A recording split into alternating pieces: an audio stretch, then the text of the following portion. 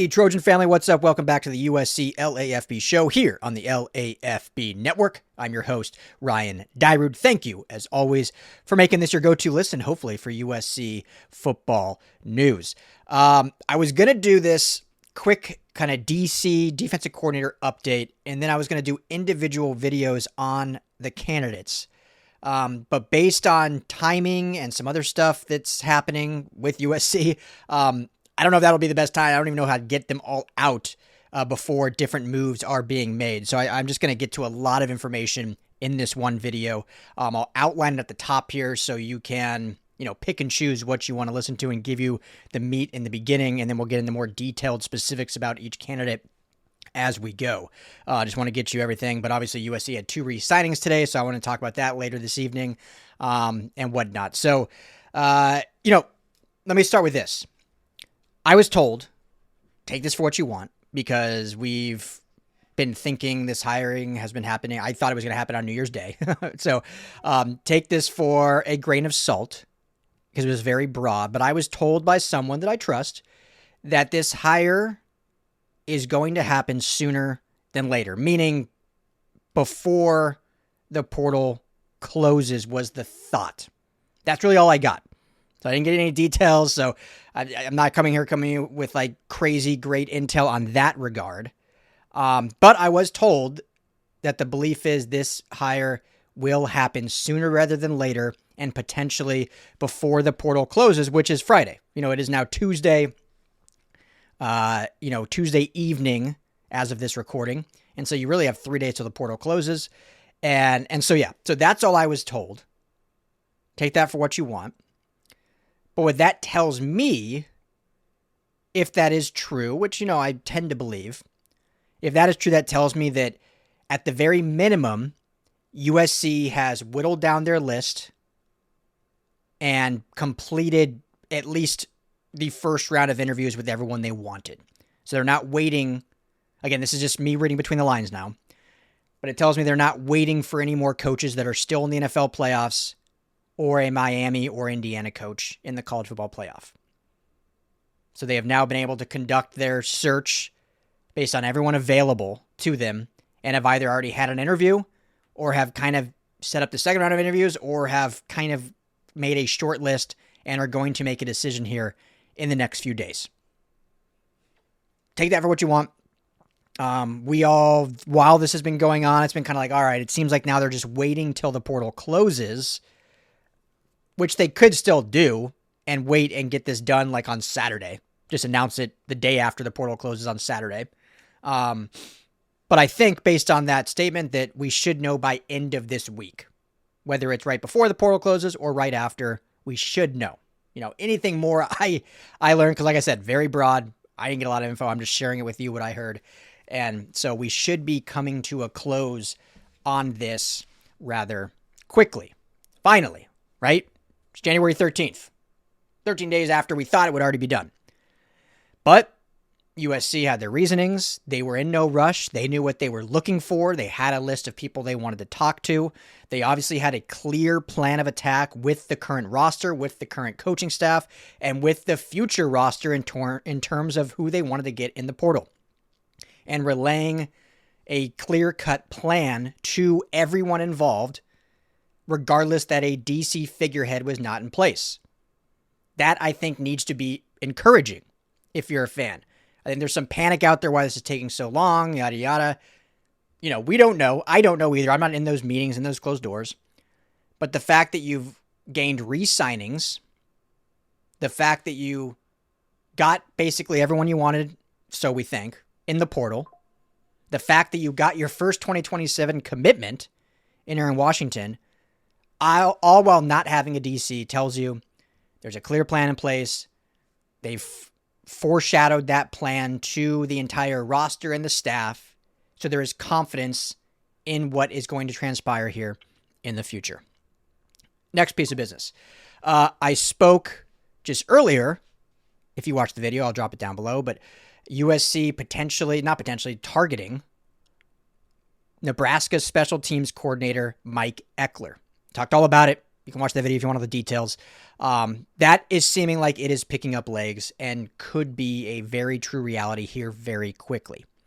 Now, what I've been told and what I've also seen around there is likely he would join, if he does join the staff officially, he would join the staff as the special teams coordinator and like an outside linebacker coach for a title or a linebacker coach, something in that realm. Obviously, he was a USC linebacker coach here in 2013. He has a lot of experience. He played linebacker. He's been a co-DC once, a DC once for North Texas. So he could have some role within the defense, but main focus would be the special, or joint focus would be the special teams.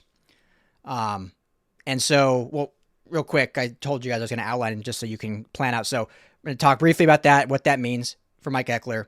And then the other names that have bubbled up over the past couple days: Corey Batoon, Missouri defensive coordinator; Wink Martindale, defensive coordinator legend, formerly with Michigan. Steve Belichick's name got kind of floated out there. We'll talk briefly about that. Obviously, what's gone down in Pittsburgh: Mike Tomlin, Terrell Austin. We can talk really quickly about that. And then I have a sleeper pick that I'm just going to put out there like I did on the last video, plus some more smoke regarding Gary Patterson. All right, so back to Mike Ekeler. What's interesting here, what's really interesting here, is if he is given that like co-linebacker, outside linebacker, linebacker coach title, what does that tell us for Rob Ryan? Because, and what does that tell us about the thought of DC and the potential scheme? Because, not always, but typically, if you have an outside linebacker coach, you're probably not going to have an edge coach.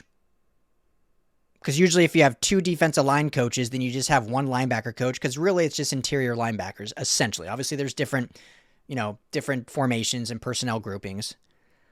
But if you have two D-line coaches, you're kind of treating your edges like pseudo outside backers, right? The Von Miller ilks. I mean, we see Cam Fountain and Braylon Shelby sometimes hand in the dirt, sometimes standing up. Whatever formation you want to call it, 3-4, 4-2-5, like they're your edge / outside backers. So Sean New is your edge coach. If you bring in an outside backers coach or give that title, that seems fairly repetitive. So it would likely be, if they're sticking with the current setup, that he would become either just co-linebacker coach with Rob Ryan or would become the new linebacker. This is, let me get this straight. This is pure speculation now. This is just me thinking through what this could look like. So then there's kind of a couple scenarios that could come from that, right? He takes over linebacker, Rob Ryan. I know he wants to retire soon anyway. He retires, yada, yada, yada. Second, maybe they're thinking Rob Ryan as the DC. That's a name that I've said before. I've never heard anyone else say. It's always been internal. It's been Henne or Belk, primarily because I don't think Rob Ryan has any interest to be this DC. Like, he came to SC to be kind of his last job, be a position coach, enjoy it, and then, right off in the sense that hopefully fairly soon, and be able to coach with his son and do all that. But if the intent was, hey, you've been a DC for a number of years, you know how to call a defense, regardless of how kind of last year went, it didn't live up to the expectation of linebacker development. We know you're a good ball coach. Like, we all know that. Last year didn't live up to the hype, but he is a good football coach, a legend in the game. If you could be our DC and essentially continue the training of Henne, Belk, whoever internally to take over when you do decide to retire. That could be a thought. Not saying that's the case, but that could be a thought.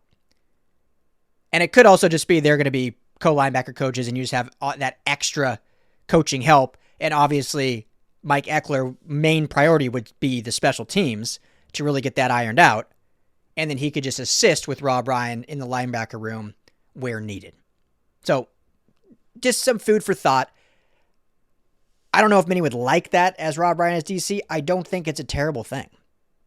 Like, we're talking about experienced DCs, guys that have retread such a finicky word, but guys that have either been fired or like now assistant positions and they're not DCs anymore, but they've have years of experience doing it.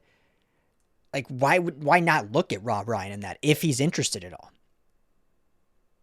We know he can call a defense. He's had some great years as a defensive coordinator. This current season, the linebacking play was not great. But you have that. That's ebbs and flows of coaching, right? So anyway, so think of that. That's like a thought there with Mike Eckler. If it does officially happen, does come and gets that LB coach title, what could come of that? And I believe if it did happen in that scenario, Rob Ryan becomes a DC, it would essentially be for cause of him bringing along Coach Henne more to then take over in a year or two when Rob Ryan ultimately wants to just retire. He's not going to be here 10 years as DC. So he would kind of bring along Coach Henne, probably give him some play calling situations in games, depending on what the game is, depending on the opponent, depending on if the USC has a lead. Could certainly see that happening if that scenario played out, right?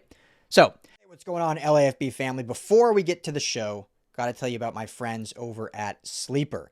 The number one sports app right now, and not just for season-long fantasy. They have daily game updates. They have a live chat that you can chat with other users. Plus, my favorite part is the daily fantasy feature, which is similar to a pick'em. You just choose 2 or more players across any sport. Choose more or less in whatever sport that may be. So if it's football, more or less touchdowns. For Jaden Mayava, if it's Mekhi Lemon, more or less receptions. If you're looking at the Dodgers, more or less home runs for Shohei Ohtani. Really easy, and you can win real money. Right now, when you go and make your first deposit, make sure you use our promo code. You see it right there on the screen, USC LAFB. That's going to give you a match deposit bonus up to $100. You put in $100 to play with, you're going to get $100 free on top of that. You can put in 10, you get 10 free. Also, right now, our friends are offering a $20 free entry for any new signups. So if you go sign up today, you'll get both those offers. You get $20 right off the bat free to play with. Plus, use that promo code USCLAFB at sign up and you'll get that match bonus as well. Go to the App Store, Google Play, download the Sleeper app today, and tell them that the USC LAFB sent you. Now, let's get on to the show. The other names we'll talk about. Corey Batoon, Missouri DC. This came out kind of last week that interviewed, talked to, interest, whatever. This is a really, I think, solid name in this. First year with Missouri second year with Missouri last year, and has done, I should say, some really good things since being with them. Really turned things around in 2024 in his first year. Last year, the team itself regressed, obviously going 8-5 after going 10-3 the year prior.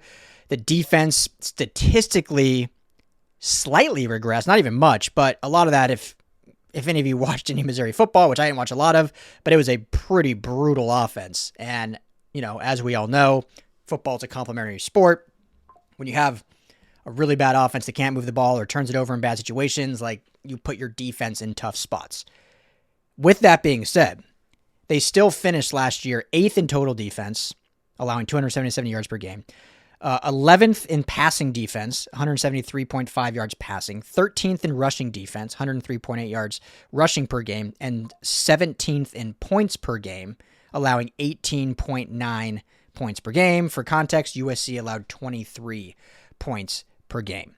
I think Batum would be a really nice hire. The problem with that, maybe shouldn't be a problem for USC.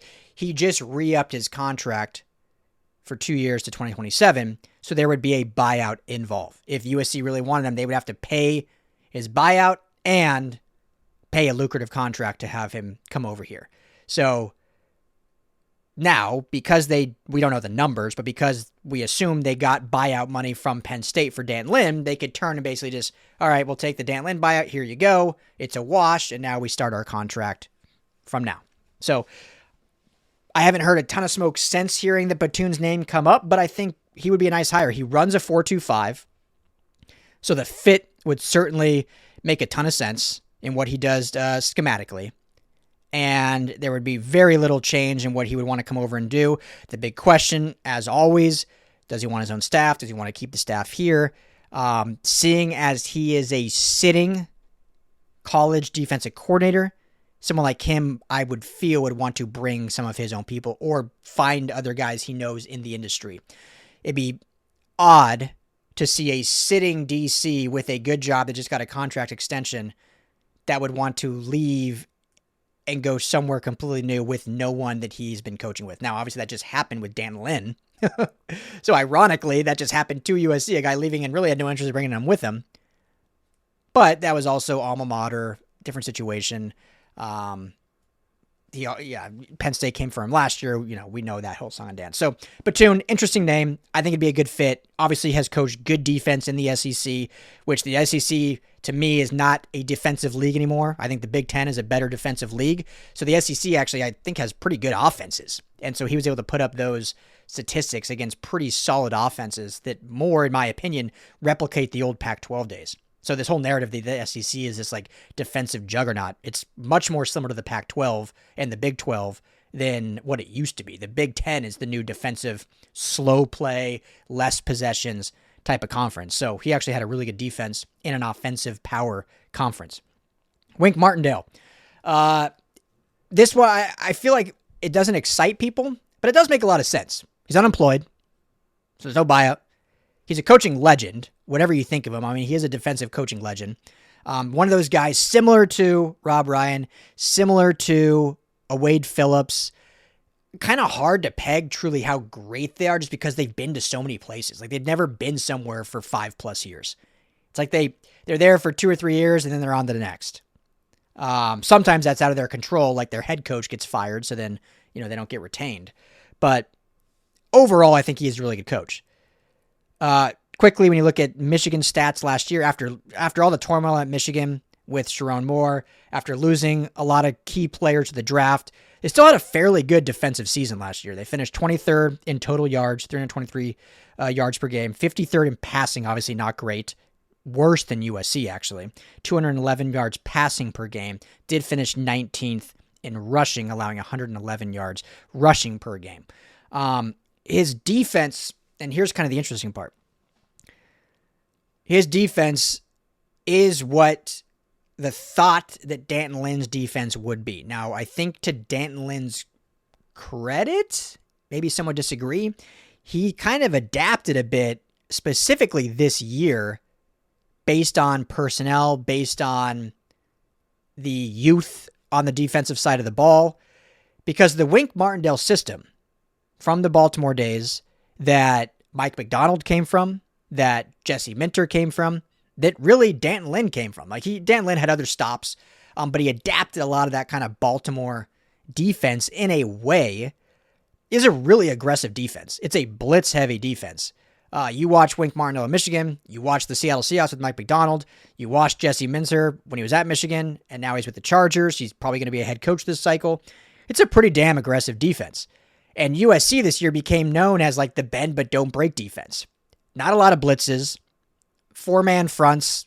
If you do blitz, you're dropping your backer back in coverage and you're doing like a corner blitz. So it's still just a 4-man rush.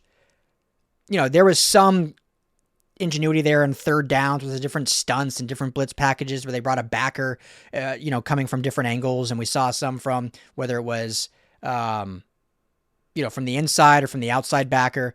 So that's the interesting part is, what Wink Martindale would bring is kind of what we thought Danton Lynn would be.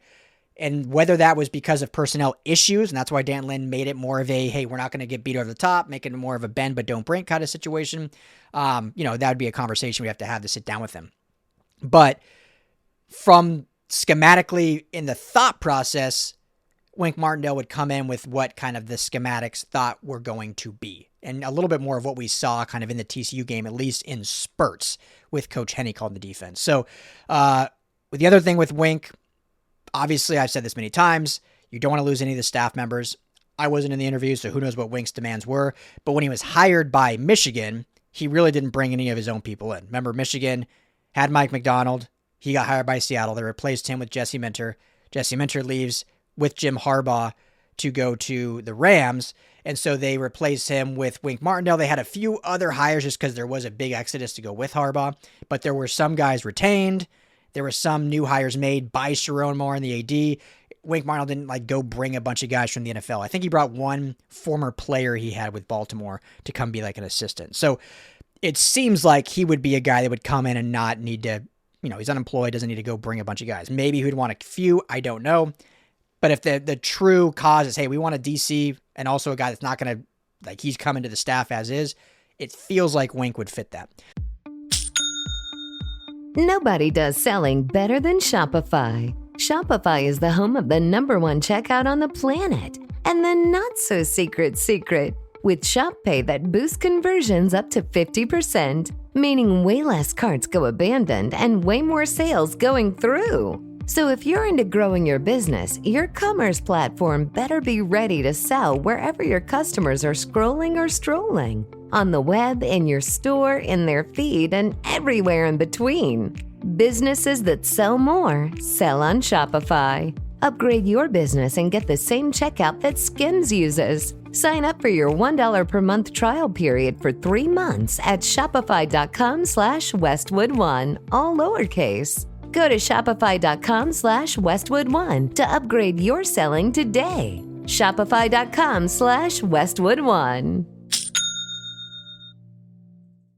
Most people don't realize how much of their personal information is being bought and sold every day. Data brokers are making billions pulling details about you from public records and the internet, then packaging and selling it, usually without your consent. That's how your information lands in the hands of scammers, spammers, and even stalkers. It's why you get endless robocalls and why ads seem to follow you everywhere. That's where Aura comes in. Aura actively removes your data from broker sites and keeps it off. They also instantly alert you if your information shows up in a breach or on the dark web. But Aura goes beyond data protection. With one app, you get a VPN, antivirus, password manager, spam call protection, dark web monitoring, and even up to $5 million in identity theft insurance, all backed by 24/7 US-based fraud support. Other companies might sell just credit monitoring or just a VPN. Aura gives you all of it together at the same price competitors charge for just one service. Start your free trial today at aura.com/secure. Protect yourself now at aura.com/secure. Steve Belichick's name I saw floated. I don't see that happening at all. Not saying, I think he could end up being a quality defensive coordinator. He's been one for 2 years. He was at Washington last year before his dad, Bill Belichick, got hired at North Carolina, went to be his dad's defensive coordinator at North Carolina. North Carolina was such a topsy-turvy, odd year and somewhat of a disaster, if you will. So it's hard to really say how he was as an actual DC. It feels like an odd fit. He'd probably be a guy that wouldn't need to bring any staff members with him. So that's kind of the one link to that is he can come in, but I don't have enough confidence of him as a DC that I would hire him over Penny, if I'm being honest. Like if I'm hiring someone over internal, it's got to be like a really established DC. That's just me. So move on past that.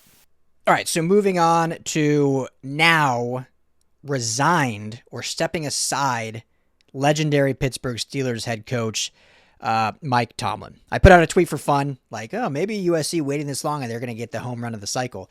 I don't see this happening. It would be, interesting. I think he would be, if you're talking about a CEO of the defense, what better than Mike Tomlin? Now, he hasn't called a defense in quite some time, but certainly a good coach. Whatever you think about Pittsburgh and what they've done, I mean, he is a really good football coach and could come in and certainly do a good job.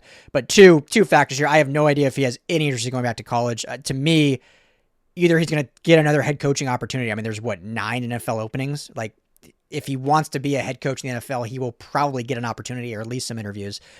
And 2, if not, he's going to want to take a year, be in the booth, kind of like Sean Payton did. Be in the booth for a year, reset, recharge, and then go find another opportunity. And 3, because he stepped aside and was not fired, Pittsburgh Steelers still own his rights. So like Sean Payton, the Broncos had to trade in order to get him. Now, I have no idea how contracts work if you were to go to college. Like, I don't know if he could freely just leave to go to college. I think he probably could because his contract is an NFL contract.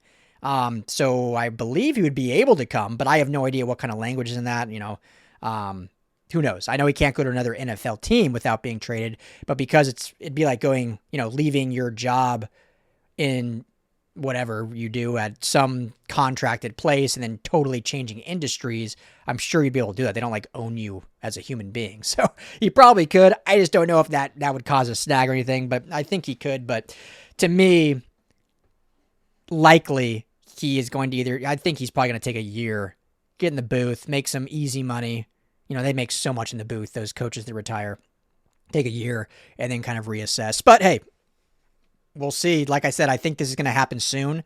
So it would have had to have been, I think, USC had already kind of talked to him a little bit and already knew maybe this was an opportunity, because I don't know if this would happen in the next 3 to 4 days.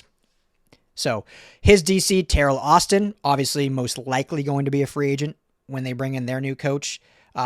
He's been around the league for a while.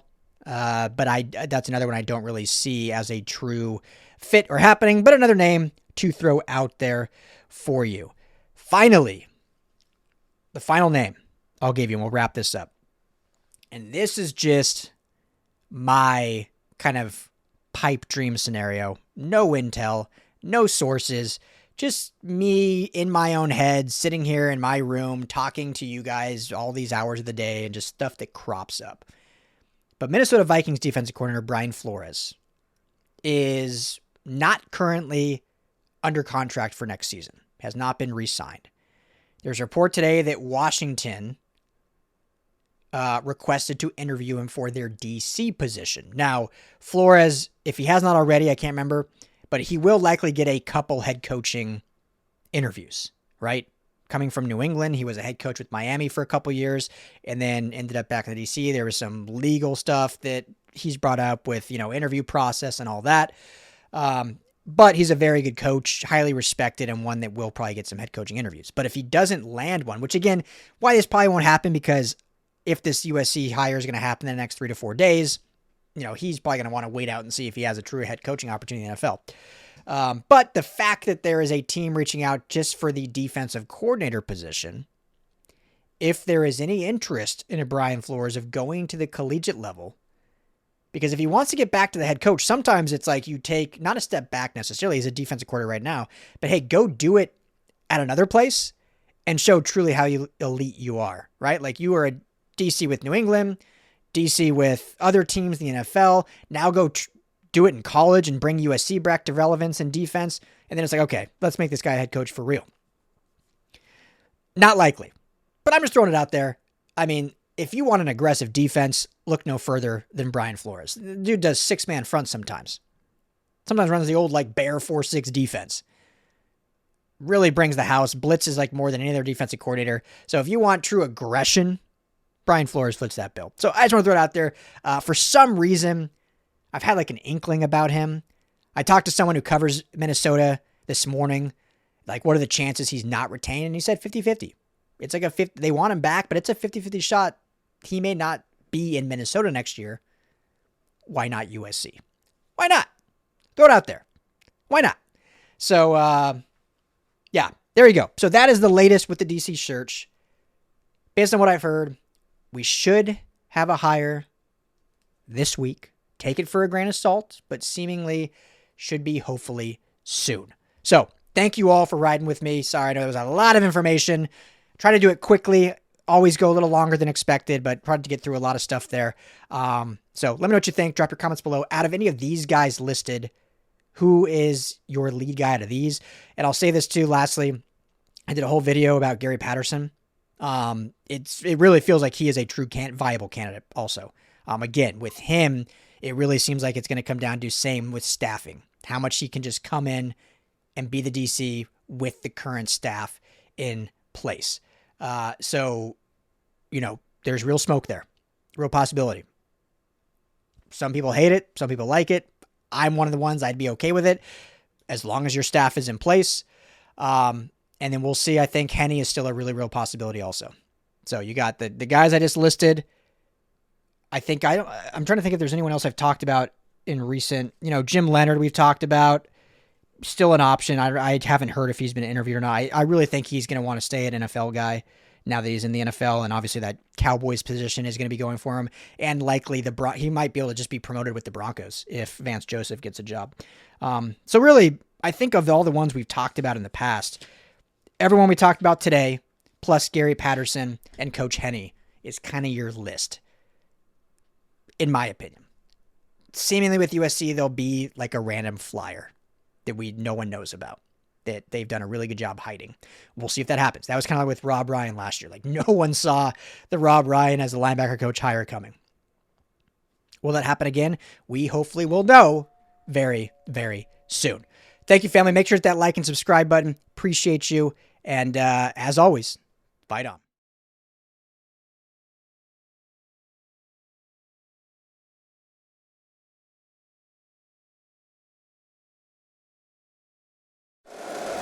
If you like the show, please take a moment to rate, review, and subscribe. It really does help the show to grow. Thank you for listening.